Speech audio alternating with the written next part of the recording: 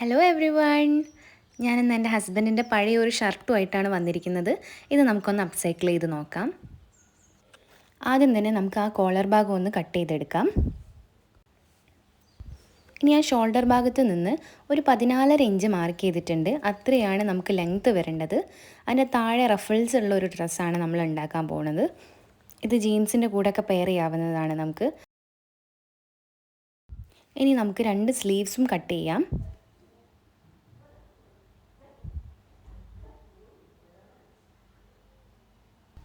ഡ്രസ്സിൻ്റെ length cut ചെയ്തപ്പം ബാക്കി കിട്ടിയ ഭാഗത്ത് നിന്ന് ഒരു 4.5 ഇഞ്ചിൽ നമുക്ക് മാർക്ക് ചെയ്യാം. അങ്ങനത്തെ 2 പീസ് ഓഫ് ക്ലോത്ത് എടുക്കാം. അത് വെച്ചിട്ടാണ് നമ്മൾ റഫിൾസ് ഉണ്ടാക്കാൻ പോകുന്നത്.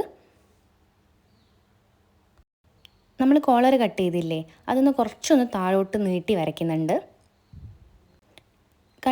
അത് കട്ട് ചെയ്തെടുത്തതിന് ശേഷം ഇതുപോലൊരു കട്ട് പീസ് എടുത്തിട്ട് നമുക്ക് നെക്കൊന്ന് അടിച്ചു കൊടുക്കാം. നല്ല ഭാഗത്ത് തന്നെ വെച്ചടിക്കാം.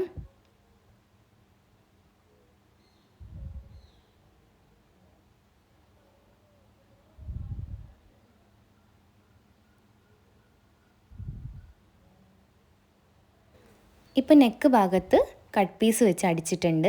അതൊന്ന് ഉള്ളോട്ട് വെച്ചിട്ട് ഒന്നുകൂടി അടിച്ചു കൊടുക്കുക. ഒരു പൈപ്പിംഗ് പോലെ വരും, അത് നീറ്റായിട്ട് അടിച്ചു കൊടുക്കുക. ഇനി നമുക്ക് റഫിൾസ് ഉണ്ടാക്കാം. റഫിൾസ് ഉണ്ടാക്കാൻ വേണ്ടി ആ ക്ലോത്തിൽ നമ്മൾ മുറിച്ച് വെച്ച ആ ക്ലോത്തിൽ മെഷീനിൽ വലിയ സ്റ്റിച്ചാക്കി മാറ്റിയതിന് ശേഷം ഒരു സ്റ്റിച്ച് ഇട്ട് കൊടുക്കാം. എന്നിട്ട് അതിൽ ഒരു ത്രെഡ് മാത്രം പിടിച്ചിട്ട് ഇങ്ങനെ വലിച്ചിട്ട് കൊടുക്കുക. അപ്പോൾ നന്നായി റഫിൾസ് വരുന്നതായിട്ട് കാണാം. എല്ലായിടത്തേക്കും നീക്കിയിട്ട് കൊടുക്കുക. ഇനി നമുക്ക് ആ സ്ലീവ്സിൻ്റെ ഭാഗം ഒന്ന് മടക്കി അടിച്ചു കൊടുക്കാം. ഇവിടെ ഞാൻ കട്ട് പീസ് വെക്കുന്നില്ല, കാരണം കുറച്ച് വലുതാണ് എനിക്ക് സ്ലീവ്സ്. അതുകൊണ്ട് ഞാൻ അവിടെ മടക്കി അടിച്ചു കൊടുക്കുകയാണ്.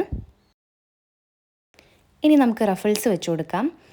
ക്ലോത്തിൻ്റെ നല്ല ഭാഗം തമ്മിൽ കണക്ട് ചെയ്ത് വെച്ചിട്ട് ഇതേപോലെ സ്റ്റിച്ച് ചെയ്തെടുക്കുക. അങ്ങനെ കൈ കൊണ്ട് ഓരോ ഞൊറിയും കറക്റ്റായിട്ട് അടിച്ചു കൊടുക്കുക. പഴയ ക്ലോത്ത് വെച്ച് സിമ്പിളായിട്ട് നമുക്ക് ചെയ്യാവുന്നതേ ഉള്ളൂ. വീഡിയോ ഇഷ്ടപ്പെട്ടാൽ ലൈക്ക് ചെയ്യുക, കമൻറ്റ് ചെയ്യുക, സബ്സ്ക്രൈബ് ചെയ്യുക.